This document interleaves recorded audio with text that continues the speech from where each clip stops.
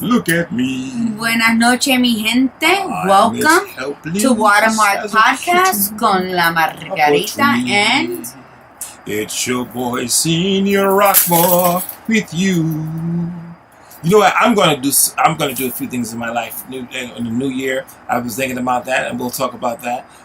Some things gonna change. I just think I was born to be a singer, and that's what I'm gonna work on, being a singer. I'm gonna leave all this shit behind me, and I'm gonna be a singer. How you doing today? How's everybody doing? How you doing? I'm good. You good? You had the trip? I had a good... You gotta talk about this New Orleans trip she had, and they hear from her all week. Been eating beignets and beignets. Hold on. First of all, I'm from Louisiana, so wherever I say, I'm official. Okay. My whole family from Louisiana. I can say beignet, crowfish, whatever I choose to say. Hear me? It's good. Now she just went last week. Now she trying to tell me how it's supposed to be. So I'm gonna go. So beignets. Oh wow. Okay. I had them at what up, Nancy? 3 different locations, and they were all delicious. All delicious? Cafe Du Mont, which we're having their coffee and chicory at this moment. Oh, this is it right here. Mm-hmm. Oh, you guys are sideways. It said. Okay, hold on. Are we? Okay, hold on. Thank you for telling us, Nancy. All right, hold on. Yeah, you know what I'm about to do. Why aren't we the right way? Yeah, flip it. Flip it. Hold on, y'all. Nope. How you know we couldn't beat the... How about that? See, this is the straight side, but then both of us can't fit in it. So we're going to try and do it like that. And I'm sorry that you're getting up close and personal. Okay, here we are. Rotate your device. Okay. Sounds like a bad movie. Sound like a bad porno movie. Oh my goodness, so what's going on? My phone told you no love. What's up? What's going on? How do you rotate? How, mi gente? I don't know how. Oh, man. Okay. Hola, Vicky. Hola. I'm having some technical difficulties. Deal with us for 1 second. We're going to figure this out. I'm going to... Nancy, are we still sideways? Let us know. Yeah, because the words are sideways. Okay. Somebody didn't let us know. Let us know. Uno, dos, tres, cuatro. We still sideways? I see. You see, but we're sideways, right? We can't be sideways. That's like, what the hell? All right, hold on. Rotate your device. Okay, it says I can't do it while I'm live, so we'll be right back. Don't go nowhere.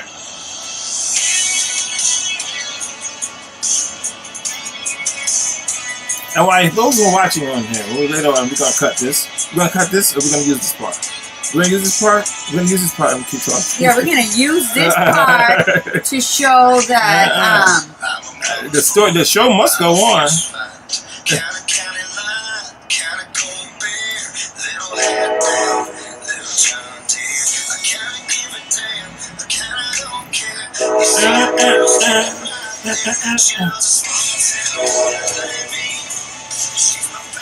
Let's see if it goes on.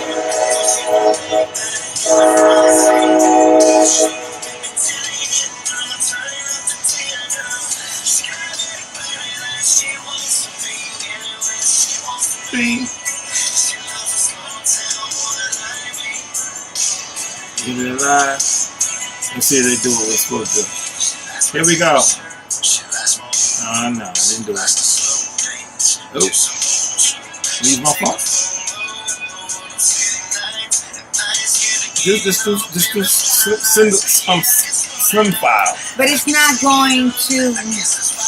We're going to have to sit like extra super close together. Well, that's better than nothing. There we go. We got to do it. Hey, Sonia. We got to do it. Come on, let's get in here tight. Yeah, buddy. All right, we can do that. What's wrong with that? Got some angles going. Yeah, we good. Yeah. Bring them on, camera. Okay.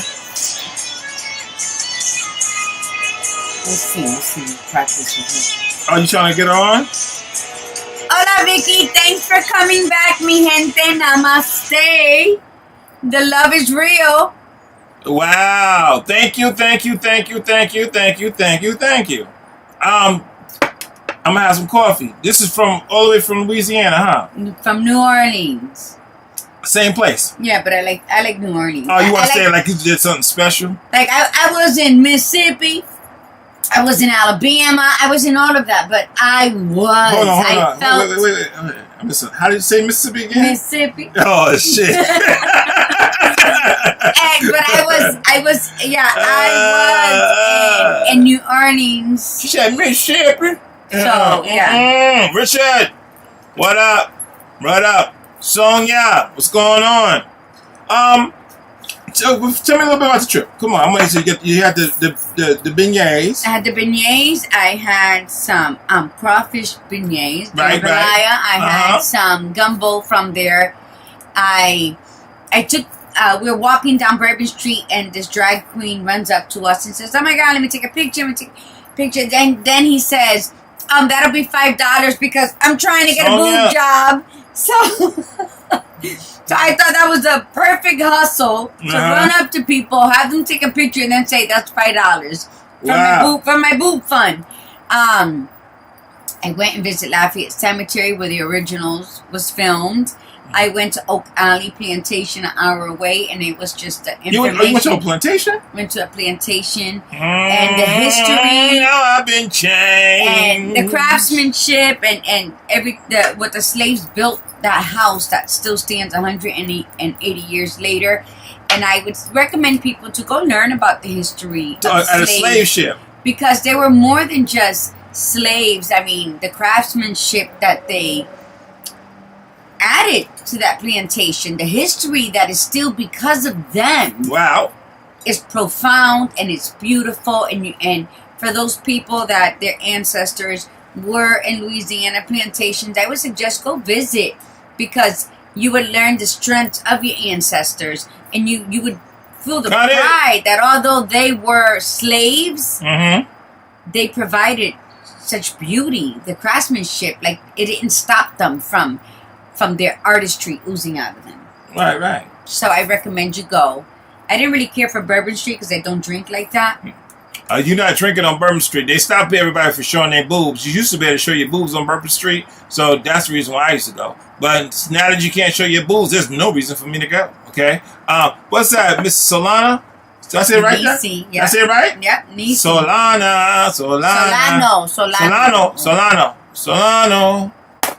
Okay. So, what's the topic today? Can you get me the topic of the day is fear of failure. Okay. We're gonna probably jump into it or do some news, whatever you want to do. I wanted to say that I'm proud that you went out to Nolans and had Nola. She learned a little something now. She's official, okay? I am like Sarah, what's up? And you went out and just explored that and had a great time. I feel the energy. Your energy is renewed and it's fresh. It is. It's fresh and I'm loving it. Sometimes everybody out there, sometimes you need to recharge your battery. Richard. Do that. Recharge your battery. Get you a change of environment or something to do something to recharge that. The topic today is on fear of failure. Something that's been dear to my heart last more so this year than ever. I'm 49, about to be 50, so sometimes you get into a reflective state and you start to think about, what I could have done, what it should have and could have. And today, today and tomorrow, we're going to do a show today and we're going to do a show tomorrow, okay? Tomorrow. Mañana. I should have said that. That was my chance to say something in Spanish. I didn't. Yeah. And for this young lady next to me, I revel in your ability to bounce back. That you don't get stuck on negativity. When it happens, you really practice what you preach. And so I love that part about you. Go ahead, you can do your smoke. I'm not going to say something. She holding that cigarette like a crackhead. Oh, Jesus. It's time to smoke. Well, anybody who smokes know that when you're drinking coffee is automatic. It's like, I like getting a foot massage. Okay, I'll go with that. I was going to say something else, but I'm not. Okay, I'm going to give you some news real quick. It's one that I'm starting with. It's called thermal conductivity. Thermal conductivity, okay? If you don't know what that is, that's some Home Alone shit. That's when somebody takes their tongue and put it on a pole, okay? And when you put the tongue on the pole, it sticks to the pole, okay? My tongue yeah, kids are doing this all over the country now for some strange reason, okay? Now, I thought about it because they saw it on Home Alone and they still doing it. I did it as a kid. Now, I was smart enough to... How about the freezer? Remember when the freezer would be all icy? Oh, you remember that? Your mama used to say, clean it out? Yeah. You had to clean out the fridge. I used to hate that shit on Saturday. Gotta unplug the fridge and let that motherfucker drain and take a hot pot of water and put it up in them. I got an analogy for that when we talk about change, okay? About letting people, we'll talk about that one day. Ask me about the freezer and I explain the freezer to you with analogies of change, okay? Resilient. Yes, ma'am. That thermal conductivity, meaning when you take your tongue and put it on a metal and it's cold, what happened is it sucks. Oh, stop! And it makes your I feel it on my tongue. Be so like bind with that. Now, when I was a kid, I didn't know that. I knew that it was going to stick, so I brought me some hot chocolate. I had a nice white shirt on that day after heading to school. I seen the thing. I said, I just poured a little hot chocolate on that mug. And then when I took my tongue and it stuck, the whole tongue stuck in it, I took the hot chocolate and tried to pour it down to it to like release, but it didn't. It was a bad day. I had hot chocolate all over my shirt. It was not. I was not a good thing. A young boy in Illinois and you can still feel it. You can still, yeah. Oh, the ice tray. Oh, the metal ice tray. Oh, yeah. I forgot about I hate it when my fingers stuck. You touch a metal ice tray. You gotta put some water on it and get your fingers. You gotta count your fingers. What did you do for five? What did you do for five? What did you do? Stop. I can feel it on my tongue. And the boy in Illinois had to have the police come. And the mother had to call for the ambulance to come get his ass out for that. Yeah. So now, since he did it, now kids are all over America is putting a tongue on poles, cold poles. But the scientific terminology for it is thermal conductivity. For those who care. Okay. Hey, this is the kind of news we get over here. But that was a memory I didn't. Yeah. This is the kind of news we get over at y'all. Okay. Vicky sigue metiendo la lengua. I'm going to tell you a bedtime story, and it's another news piece. The story of Sleeping Beauty and a Tesla. A young man, he's 45, 47 years old, was pulled over and arrested for driving miles in his Tesla sleep. You gotta say, Teslas drive you. Oh, that's right. Yeah, they drive you without you driving. Mm-hmm. So this dude got in the car and fell asleep and went to sleep. Completely. The cop said he looked at him. He was completely asleep. He honked. They had to follow him almost several miles to get him to wake up. And they just arrested his ass, as they should. But okay? Why? Because he was asleep on the drive. But I thought the car drives you. Yeah, they don't drive you all over damn town. Everybody can damn sleep. See, that's what she wanted to get in the car. Drive. No. That's not how that works. So, that's going on in the news. One last thing. If you saw Payless send you some, they had this fake, it's called, the title of this is Just Checking. What they wanted to know, Payless wanted to know if they put a luxury line out, how many people would respond to it, right? So they put a site up and they put a luxury line out and they called the shoes Payla, something like that. They gave it a nice, French tone to it. And over 33,000 people responded immediately and tried to buy shoes. They just was checking to see if somebody would respond to it. So now they're thinking about doing an upscale Payless shoe thing. But it was just checking. Everybody who did order something, they're sending the money back to them because they never had any shoes to begin with. But they just wanted to see if people was going to be biting onto it. As soon as they put it out, over 33,000 people automatically bought some shoes that didn't exist. Okay? Wow. Okay? Just checking. That's the title of that one. Just checking. Going to go right into the piece of fit. So I told you this. My news is going to be quick. I had some other news, but we could do that tomorrow. One of the things. Say it. Oh, really? Okay. One is hold your breath. I call it hold your breath. Now, this is what happened in the Dollar Tree in Broward County.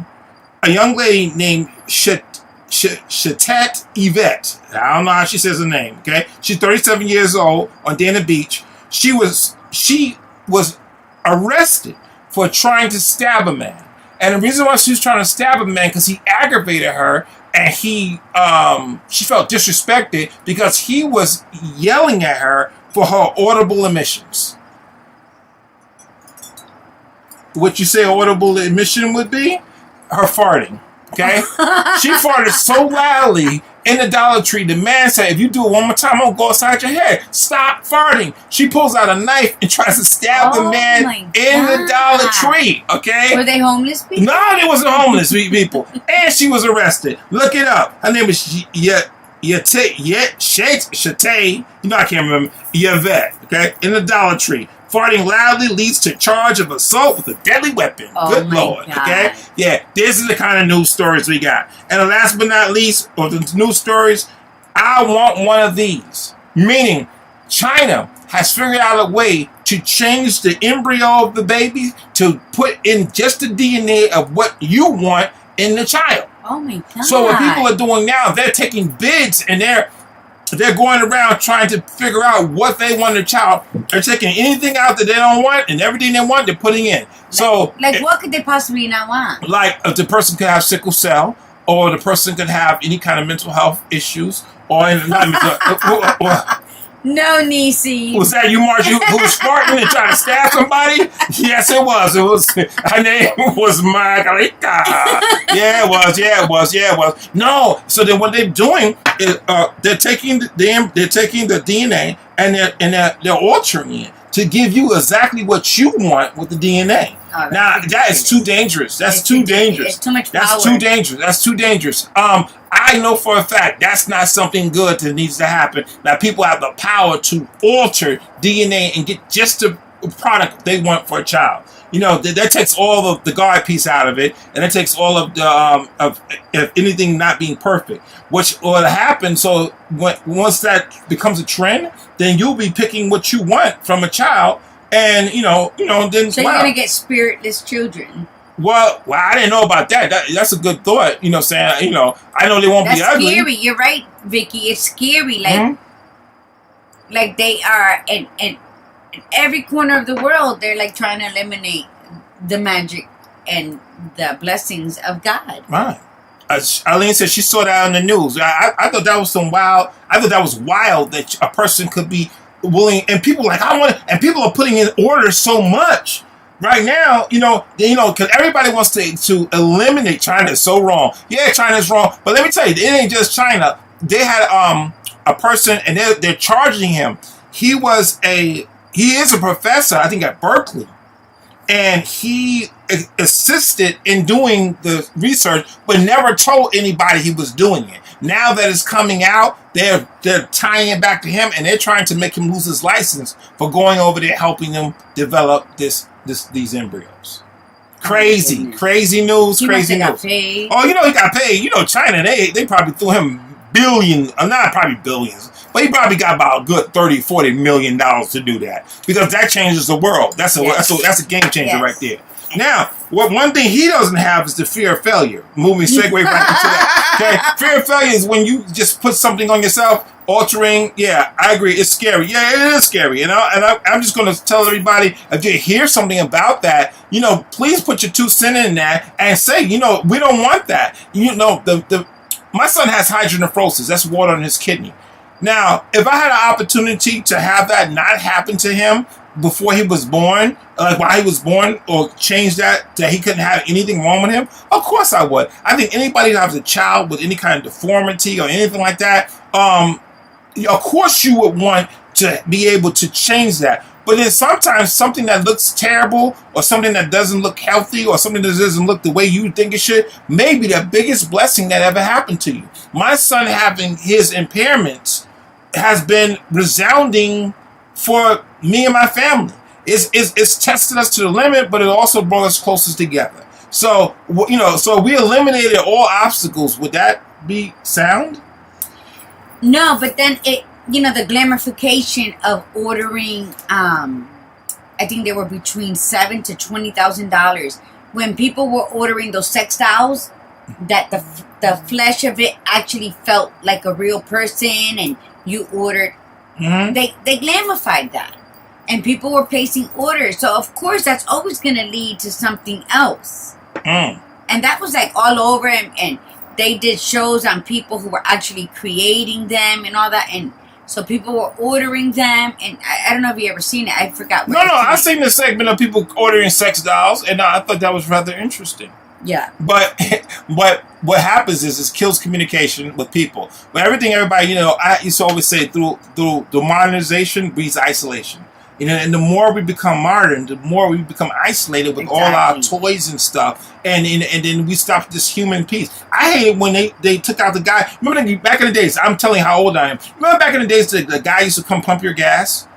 I love that. I love that. But then it was personable. You had a chance to talk. And when they eliminated that, then all of that kind of stuff. I like to be able to interact. And that's how tribes were based on. People were able to talk and to exchange ideas. And we're getting totally away from that. So, and that goes back to build your tribe. Build your tribe. And it doesn't mean you all hang together, because everybody has busy lives. They have... they're busy building their moments and to secure their future. But if you build a tribe with like minds, you can always come together and discuss certain subjects and then go away from it and come back together. And that's how you grow, and you keep growing in a sense that you're providing a service to the world, because any one of you can move somewhere. So building a tribe, your tribe, is very important. So, if you're going to work on something this new year coming in, focus on who do you want to share your growth with. And then like that, it takes a lot of the fear away as well, because when you're discussing what your concerns are, what your goals are, what your ideas are, they can also add in and fill in where those bubbles are that might make you afraid to do something in case something pops. So go ahead. Can you hand me my iPad? Nikki, your niece, Nisi said it's like you're taking away from who they are meant to be. I even had an issue with when they talk about medication of kids. This is how much I'm into not altering things ahead of time. And when we used to do clinical work, I used to always argue the point about giving mental health medication to kids at such an early age. Yeah. Because in my mind, for me, it distorts the kids so much that you really don't get the true essence of the child, and you lose them in the process. So then you're getting a shell of what the person actually could be, because he's never had a chance to truly develop as they should. So you're right. If we always get to alter things to what we like early, then I don't think we get the true essence of who the person is at the time that they need to be. And we need to be open to allow people to actually grow. Now let me read this. Fear of failure is a significant obstacle that stands between you and your goals, but it doesn't have to be. Fear of failure is the intense worry you experience when you imagine all of the horrible things that could happen if you fail to achieve a goal. Wow. I could tell you from personal life that, and think about it. Anybody who think about fear of failure, just throw some things. We're going to tell you some quotes and some things to go on. But I have known that it has stopped and blocked me numerous of times from me doing what I needed to do, because I felt that I couldn't make it, I couldn't do it, or that if I did it, how would people perceive me if it didn't work? I thought that I wanted to do something, but my body just couldn't get me going enough to do something. I became so fearful of just succeeding. But I didn't really think at the time that I was being fearful of succeeding. I thought at the time that I knew that I should move in a direction, but I didn't want to go that direction. I didn't want to go there. I didn't know what was blocking me, but I just didn't want to move. You ever felt like that you didn't want to move? No. No? No, my biggest fear is not having fear. And explain so we'll talk that. the pros and cons. Okay. Guardrails. Guardrails are placed like on the highway if you're like near a cliff or an edge or going around a bend. And they're placed there as a warning, meaning don't go past this guardrail because there's danger.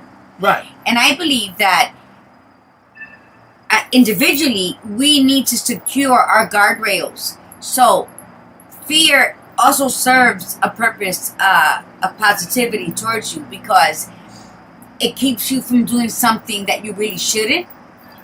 It keeps you safe from yourself in certain cases of things, because there are times I feel that I should have everything I want. And I shouldn't have everything I want. And because there's always consequences to any choice you make. So guardrails, when you build guardrails around you, it is for your protection. So when you have no fear of doing something, you just impulsively do it, or you do it because what the hell? Let me just see what this is where it's gonna lead. Sometimes the road is a very dark road that you should never have ventured out into. So the guardrails are protectiveness. So I have been beginning to build those guardrails so that I protect myself from myself. Okay. So that is what building, because God is not the spirit of fear, but let's say I decide I want to go back to Spain and just hike through Europe. Right. Okay? I can do that in a heartbeat with no fear of any consequences. But then what's going to happen to my responsibilities here? Right. So I need those guardrails to say, okay, Margie, I know this is what you want to do. And maybe you can do it, but I got to build a cushy fund so that when I'm out there venturing, my mortgage is still getting paid because of the guardrails I put up to secure that little cushion for me to do it. She said, Nisa said that I agree, not all fears are bad fears. No. And then Nancy has said that the fear has stopped her from getting a house, that stopped her cold. I understand a lot of times for something like that, like a house, I always want to tell you, try more education than anything for that. Like, really, like how many could you afford? Home ownership programs. Right. Could you afford it? And if you can't afford it, what can you do? To me, something like tangible like that is more easier for me to aspire because you can see it. Right. Than affairs of the heart. No, fear for me is affairs of the heart. Fear for me is not the actual doing something. I got another fear. I'm not lying. I got a fear of not taking care of my mother.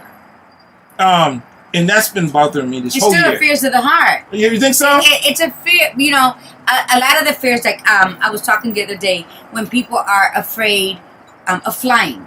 Because they're afraid of dying. And we all, the same time we had a birth date, and it was either before or after. Most of the time it wasn't on the actual date, but it was very close around it. We all have an expiration date. The only difference is we don't know it unless we're sick and we're told we got 6 months to live. But it's not always going to be your time. So I tell people who've told me, I want to travel, but I'm afraid to fly because I'm afraid it's going to crash. Well, how many catastrophic airplane crashes has there been? And there have been survivors. Right. So if it's your time, it's your time. That type of fear, you can always overcome it. You talk through it. You take a sedative while you're on the flight. Your biggest fear in life should be not to cheat yourself of living a full life. Well, damn. When we take failure very personally, we are always associating the failure with bigger stories about ourselves. We are taking we're taking the failure and we're personalizing it. And we're taking it and we're internalizing it to ourselves. And that's something that we have to kind of fight not to do, because I kind of do wear that shit after a while. I do. And I try not to, but I wear it. Let me tell everybody, if you have a piece of paper, please write this down and ask yourself 3 powerful questions. And the best response to perceived failure is to ask oneself these 3 powerful questions. These are the 3 questions I have for you. Okay, number 1, what did I learn from this situation? Because not only do we want to talk about we talk about fear of failure, we kind of want to talk about things that you need to do to kind of work yourself through it, not just be stuck in the failure. So, what do I learn from this situation? What happened? Okay, somebody hit you with a biggie. You can't see it? Try to get it out. Okay. Someone once told me not all fear is bad fear, because at times it can protect you from the things that you know can cause you harm. And that's where I was talking about the guardrails. About building your guardrails. Right. Okay? That fear will help keep you where you are, protected as you move. I can't remember. Yeah, as you move. Yeah.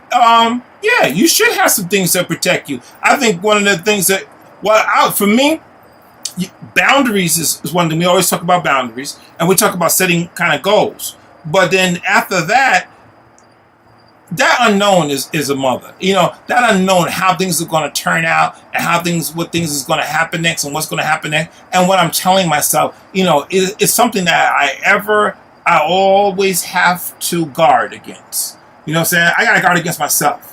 When we talk about the fears, I mean, to me, I'm like my biggest, like, you know, damn what other people saying. This is what I'm saying to myself in my head. That's the issue for me. You're your own worst enemy when you do that, because fear will paralyze you. So, you know, I tell some of my clients, okay, you have this fear, right? And Nancy, we're going to use you as an example. Your fear of being a homeowner. So what happens is, stop. Right where you are, just stop. And try to reflect to last year or the year before, where you know you should have done something, but because you had some fear within you, you didn't, so you're not where you're supposed to be at today. Think about that and ask yourself, do I want to do this all over again? Do I want to cause myself more damage and stunt my growth? Okay, so whatever happened last year or the year before that the fear prevented you from growing, go back to that moment and look at it from like a panoramic view. Look at it and then ask yourself, if I did it, I would have been at a better place right now. And see, and then rethink what you're fearing to do now, and ask yourself, what are my gains and what are my losses if I go through with this? Eliminate the fear for that moment. Don't think about, I'm afraid to do this. This is what I have planned to do. What am I going to gain from it? What am I going to lose from it? And for the most part, it's going to, if you're thinking about it and if the fear is suffocating you, that is something that's going to launch you forward, but it's going to require hard work from you. It's going to require you to be present in your moment. And maybe that's your biggest fear, your fear of failure, that you're not going to see it through, not so much you walking through it. So there's your tunnel, and you have to walk through it. And those fears, once you get to the end of that tunnel, trust me, they will dissipate. But you have to have self-belief when you're going through it. So I'm going to give you the 3 things. Please write these down. And each one I hit, I'm going to hear your thoughts on each one, okay? Okay, what did I learn from the situation? So for me, when a situation happens, kind of got to, like you said, go back and see where I'm at with that situation, no matter what happened. It could be anything. Losing it, didn't go and put it at. I like what you said. I got to go back. I like what you said when you look back and you kind of compare and contrast where you're at now and where you could have been if you hadn't let the fear stop you. You know, a lot of people don't do that. A lot of people don't look at the whole totality of where your fear is taking you or what the fear has cheated you from. Okay? So when you say, what did I learn from the situation, how would the person capture that in their mind? Well, because if you go back and you think, had you gone through with it, where would you be right now? And that's easy for you to imagine because it was something you wanted. So you know what you are capable of doing, mi gente. Are you willing to walk through the fire for it? And sometimes we're going to walk that alone. And like Nancy says, her biggest fear is because she lost her house 9 years ago. If you're worrying about what may happen tomorrow because of what happened yesterday, where the hell are you now in your present moment? You're not here. That's why the fear has such a strong grip on you. because of the fear of your known fear from the past. It's feeding you fears that hasn't even come yet. Right. So you're not present in your moment. You're not owning your now. And that's a no-no. Hello, Natalie. Thank you for coming. That is your biggest no-no. You know, I am totally against not owning your now and living in your moment, because the worst thing we can do is cheat ourselves of our time. And that's what you're doing. You're robbing yourself. You know, when somebody tells you a lie, you'll break that friendship. No matter how many years it took to build, you'll end that relationship because your man lied to you or because your man cheated on you. Well, how are you holding yourself accountable for cheating and lying to yourself? Yeah. Because that's exactly what you're allowing, this feeling of fear, because that's all it is, and it'll dissipate. It's not logic. It's not real. They're not cuffs. They're not stainless steel cuffs and somebody lost It's a as key. real as you make it. It's a feeling. Right. So you're allowing a feeling that has no foundation of whether you're going to fail or progress in it, because you haven't taken the first step towards it. So before you judge anybody in your life for lying to you or cheating on you, you better look in the mirror. You better look in the mirror and steer whatever fear you may have and tell it to just get the hell out of your life. And only you have the power to do that. So remember, don't ask anyone to do or not do something to you that you're not willing to do to yourself. So number one, what did I learn from the situation? Number two, how can I grow as a person from that experience? So if I have that experience and it hits me, you know, you just can't let it hit you and then just go and not gather data from it. You know, when you talk about being in there now, people are not being in there now when they're not gathering the data or not cognizant that it's actually happening. So how do they go about doing that? What you said, focus on today and speak life into tomorrow. Okay, that's excellent. That's wonderful, what you're Natalie. To do, because you have one life. La vida es una sola. You have one life. Say it again. Life, you have one life. No, you said I'm learning my Spanish shit. La vida es una sola. You only have one life. La vida. La vida es una sola. Hold on. You sound like you was like disturbed that I actually just No. Okay. I'm trying to learn from my experience. And my hot flashes. I'm hot. I'm cold. Well, I tend to do that with people when they're around me. So what was it that you were asking me? I'm sorry. How can I grow as a person from those experiences? So when I have those experiences, only way to grow, the failures. When I have the failures. Okay, you know how the only way that I can tell you through my experience and my research into this, the only way you can grow is to take the first step towards whatever it is that fear is blocking you from getting. Okay. You know, and just for instance, I took that trip to Spain on the Camino de Santiago. I knew nothing about Spain. I knew nothing about the route that I was taking. Yes, I saw YouTube videos. I read a couple paragraphs on it, you know, some stories, but mostly the YouTube videos. I read the meaning behind the pilgrimage and how it started so many centuries ago. I researched how many people have been harmed or robbed on the way. I mean, I did all that. And in doing that, I wanted to make sure I had enough money. I said, you know what, fuck it. This is a new chapter in my life. I had buried my husband 3 weeks prior to that.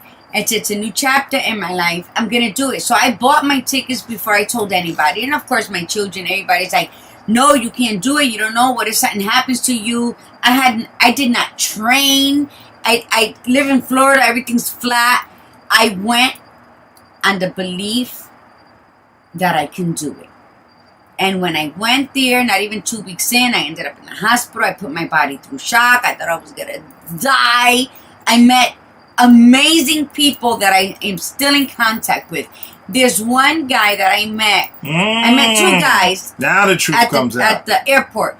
But one of them, I have cyber dinner with every Sunday. He lives in the Canary Islands.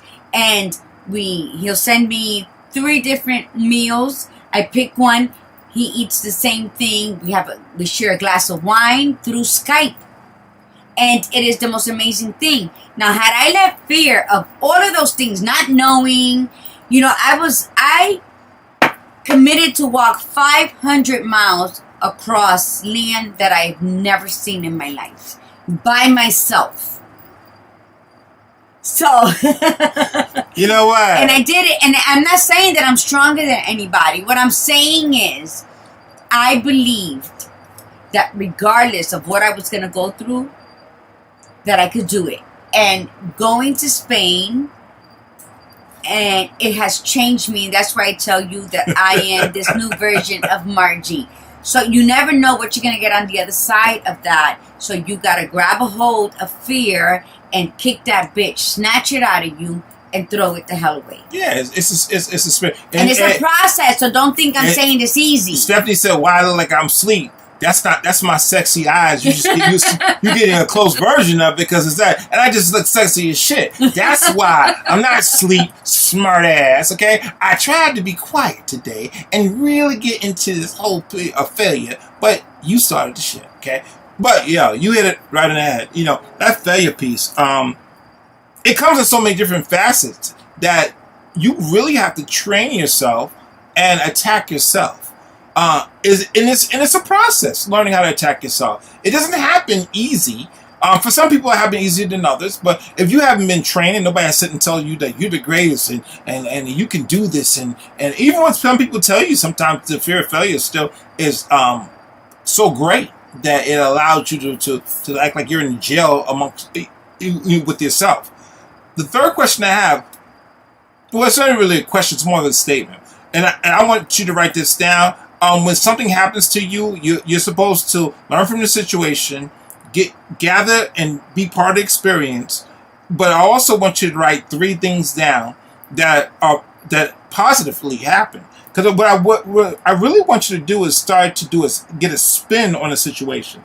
This guy told me, I'm never going to go back home to my wife. Okay, I mean, he was talking. He said just yesterday, and I said, well, just say this instead of saying you're never going to go back home with your wife because you're angry with her. Say that you're not ready to change your position right now where you're at. He said, that don't make no sense. Then he called me back before I even started to say, you know what? I like that. Yeah, because sometimes we have to change our thinking on something. Because something that could have happened to you that you think is horrific actually could be one of the best things that happened to you as far as a building block for yourself. Like they always say, whatever don't kill you, make you what? Stronger. So then somebody said earlier that you had to have shit happen to you to get to this point. Like if you had you need to come over here because you're cutting half of your face off. Well, that's cool. I look sleepy enough as it is. shit, I don't want to give you too much of the damn face. I'm boring you is what you're saying? I'm boring you? How are you boring me? I don't know, because I'm the one here, and if they're saying you look sleepy. Oh, no. Your coffee is great. You got the boobs half out. I'm focused. I don't have them half out. Nah, just fucking. No, yeah. But no. I'm not sleepy or any of that. But I'm just going to say, because it goes a lot to my heart. Because I watch so many people not be great folks and don't do anything with themselves and totally allow themselves not to be that great person that I know they could be because of fear. I'm like, you want to speak in front of people? No, nobody want to hear what I got to say. When we did this podcast, I had told you that I don't care if 1 person watch or 3 million watch. That, I needed to do this for me to tell myself you need to do something and follow through with it and make sure it happens. Okay? That's so big. So when we a year from now, no matter what this is, we can always say, you know what? Remember we was talking about doing that podcast? We did it. And that's a building block for something else. If you don't never do anything or face your fears on stuff, you don't have anything to build from or nothing, no foundational work. So this is our foundational work. So when we're live in front of 20 million viewers in a few years, then you know for a fact that, this is, you could say, I remember when they started here. So don't let us keep moving and progressively move to do better things and you not do the same. You yourself need to, whatever's holding you up, you need to ask yourself, what's holding me up? I think about taking care of my mother. And I was like, I'm not financially taking care of her the way I think she needs to be taken care of. So what I need to do, I need to do some things differently. I need to do some things differently. And I found myself not talking to my mother on the phone almost 2 weeks because I fiscally did not have the funds to take care of her, and I noticed she needed something. And being fearful not to talk to her. And then when I talked to her, she said, baby, why you didn't call me? And I was saying, and I wanted to say, Mom, because I know you needed some stuff, and I didn't have the money to take care of you. And she said, I just want to tell you, I played the numbers the other day, and I hit it for like almost 10 G's. And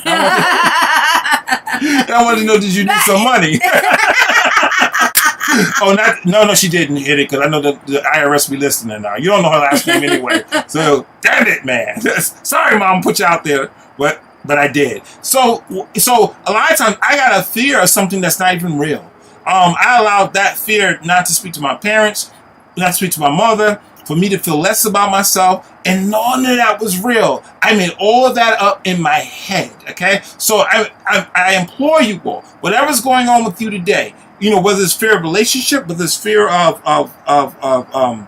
how you feel about yourself at your job, or even how you're raising your kids, or how you're looking in the mirror at yourself. And you say, well, I can never get this weight up off of me. I can never do this. I can never do that. Attack that thought. You do. You have, because you know what? Everyone is battling fear at some level. Elvis Presley, because I love Elvis Presley, Elvis Presley used to throw up before every single show. Elvis Presley would be so paralyzed with fear. He had fear of performing in front of people, but he did it. And right before every show, he would be puking his brains out backstage. And then he would get up on that stage and give his best performances every single time. So it's not that the people who are successful have no fears. They know how to manage them. What they've learned is how to take care of the fear, like I always did, throwing up before the show, and then keep it moving. It's just putting that one foot in front of the other. Because our fears are not going to be the same, because your journey is yours and mine is mine. So, like Byron said about when we decided to do this podcast, we collectively, we have a large group of friends. And I thank every single one of you who signed on today and who signed on in previous ones. And I hope that you continue to sign in and to share your views on what it is that we're talking about. So when we decided this, it was for us. We were at a place in our lives that we needed something, and we knew we needed something, and our friendship was solid enough that we knew that we wouldn't get upset with each other. And whatever you see the bantering up here, it's real, it's genuine. There's no facade in how we are with each other. When he aggravates the shit out of me, you know it, because I'm telling him live, and so forth. Because there's really a real friendship should always be honest, and the communication should always be open. And now, everybody has a fear of something, and no one is that 1%er that is constantly up there and the success, and they go up on stage and they're on TED, because my dream is to be a speaker on TED, but I'll start on TEDx. I'm not picky with that. But I know that if I was ever given the opportunity to do that, I am going to be a bag of nerves for probably the first minute that I'm up on that stage. Until they said, and here he is, ladies and gentlemen, Margarita. And then when I go up there and I look at all those people, she's done. For that instant, I am going to be like, what the hell am I doing up here? But you know what? Once I get up there, my passion takes over. And that's what you have to depend on. Who are you? It goes back to that main question. Who are you? And if you need help with that, reach out. I am a life coach through Skype. I'm just going to plug myself in there. You better. Because, my rates are fair. But you know what? Sometimes we just need someone to pull that out. And it's in there. There is greatness and brilliance in all of us. And the first step to get there is is to believe in ourselves. So go ahead, Byron. Oh, Miss Solano. Thank you so much. Fear of failure is a significant obstacle that stands between you and your goals, but it doesn't have to be that way, okay? Fear of failure is the intense worry you experience when you imagine all horrible things that are going to happen if you fail to achieve your goal. The intense worry increases. The odds are holding back or giving up. Being successful relies to a large extent on your ability to leverage your fears. Wow. Okay, you gotta attack them. We're gonna. First of all, I want you to do this. Redefine failure as discrepancies. When things happen wrong, redefine them, like we talked, reframe them as discrepancies. Tell yourself, you know what? Was that a failure, or is the way I'm looking at it? Flip it. Make sure that you don't see that as a failure all the time. I would like to eliminate the word failure. Some of the, I don't know if I can. Well, I had a really big business still going on, and I'm not gonna give you all the details because I can't, because I signed and I couldn't do it. But my job was to find sites in this area for certain coffee houses. Oh, look at you said Solano, and there's two sisters on, and she made it a point to say I'm Nisi. Wow. And Vicky said, wow. Wow.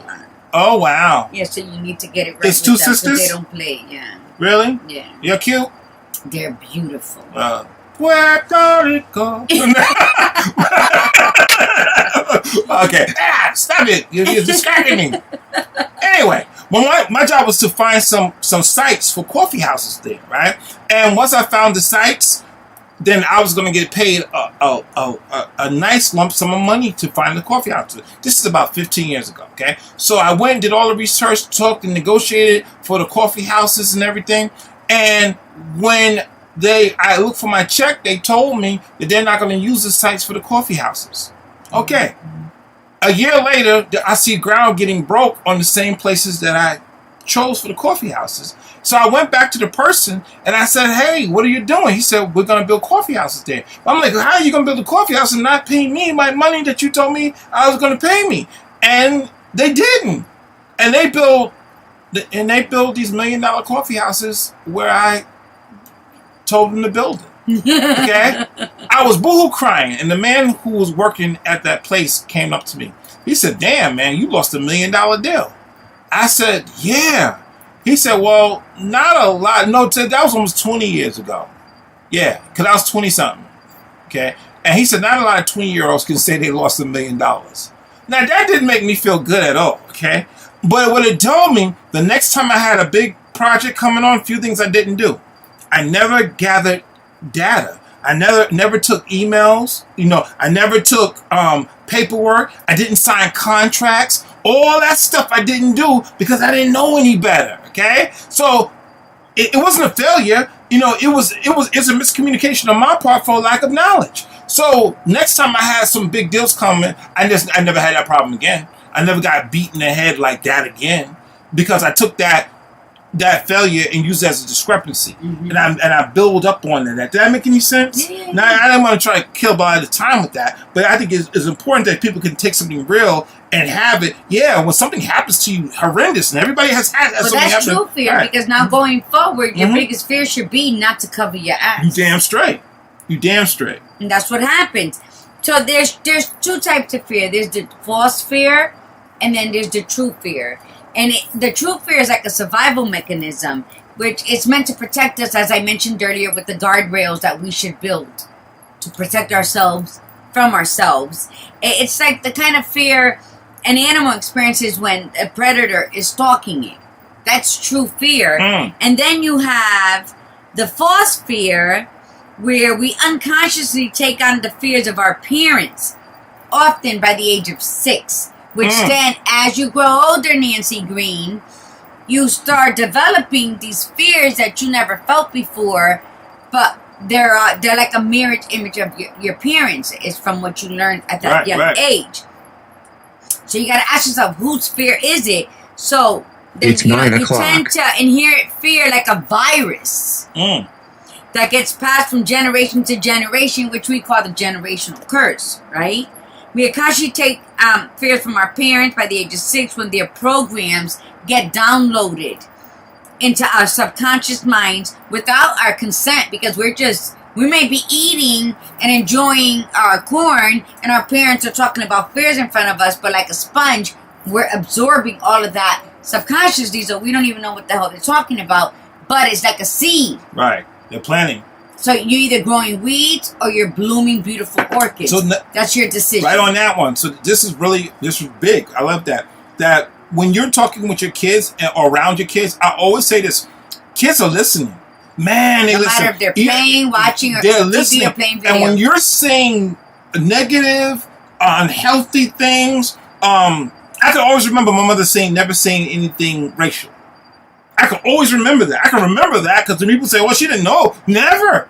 You know what I'm saying? Well, she said, well, white folks, she's talking about all of America. But besides that, she never did that, which was very helpful for me not to have that vision. Does that make sense? So when we say certain things around our children, we got to make sure we're not carrying that spirit of failure onto them. Yes. Because we're responsible for that, especially when they're young. So, like, this is some of the things that get passed down without our consent that become operating instructions for your entire life. So, Nancy Green, pay attention, mama, because you and I got to meet one day. So, common operating instructions from generation to generation includes beliefs such as bad things happen if you're not in control. You'll be judged if you let yourself be vulnerable, so keep your guard up. If you're too busy keeping your guard up, you're not going to allow anything beautiful, wonderful, or positive into your life. Can I ask a question with that? Is there a balance for that? There's a balance for everything. So when you talk about keeping your guard up, is that just something you should be flat, or you should kind of... No, it should be... Your guard should be something that goes up and down, like a garage door. That's good. Okay? That's good. So if you're using that garage door guard properly, you're going to always protect yourself when the bullshit is swimming around. And then when you want to learn something, or you want to expand your mind to something and experience something different, you're going to bring it down. But it's something that is, you're responsible for this. So fly under the radar and don't ever rock the boat, or all hell will break out. That's bullshit. Rock the boat. Make the noise. Scream, holler. Be seen. Be heard. Be understood. Prioritize what's certain, secure, safe, and right, even if it makes you unhappy. No.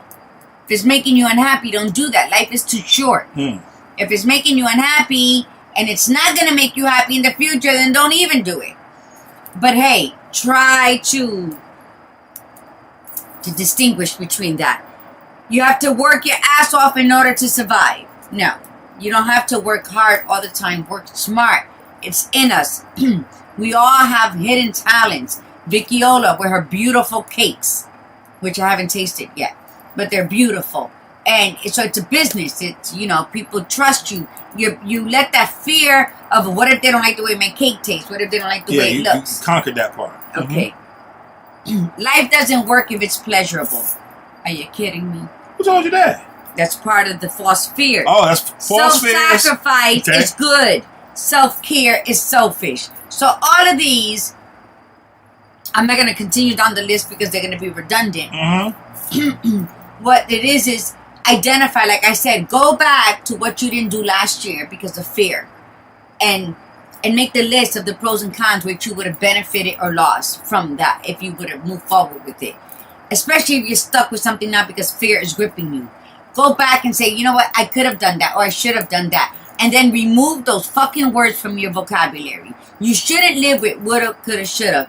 It's not the right time or the right place. No, I live by if not now, when.